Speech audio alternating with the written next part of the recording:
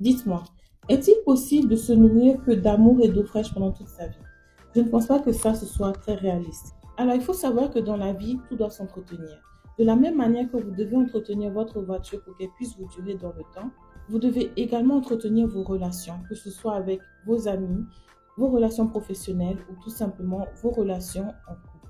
Et c'est pour ça justement que à chaque fois, au moment de la Saint-Valentin, nous prenons quand même le temps de revenir un peu sur l'importance justement du maintien de ces relations avec les gens que nous affectionnons le plus, également les gens qui nous affectionnent. Parce qu'effectivement, moi j'aime bien le dire, allez toujours là où on vous aime et allez-y également avec un cœur aimant.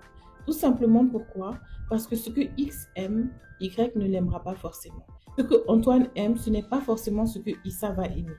Mais cela ne veut pas dire que le choix de Issa est mauvais. Au contraire, chacun et chacune choisit généralement ce qui va leur apporter une certaine sérénité, un certain amour, une certaine force en fait de pouvoir continuer à atteindre ses objectifs dans la vie, de pouvoir continuer justement à redonner de l'amour aussi. Si Awa a besoin d'un plan défini et de savoir ce qu'elle doit faire tous les jours, mais Corentin, lui, il a besoin justement de juste avoir une idée de ce qu'on doit faire dans le mois et tout va bien pour lui, alors vous comprenez qu'il faut savoir trouver et communiquer sur comment faire en sorte de pouvoir avancer ensemble, de toute manière que l'on soit en couple, célibataire ou travaillant avec toute personne. C'est pour ça que le 13 février 2026, je vous invite à prendre part à un atelier où moi-même je vais vous parler de la planification annuelle, comment la faire seule par rapport à ses objectifs personnels, mais également par rapport à ses objectifs en couple ou avec des amis, des collègues et ainsi de suite. En plus de ça, il y aura deux autres coachs qui seront avec moi pour justement aborder d'autres points de la communication en couple et d'autres points de ce qu'on appelle les secrets de couple.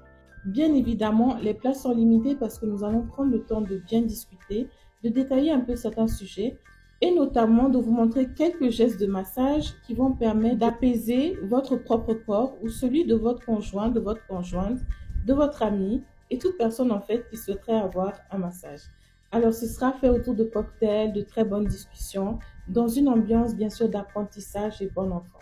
Donc, venez célébrer la Saint-Valentin avec nous le 13 février 2026 et je vous y attends chaleureusement, les autres coachs également.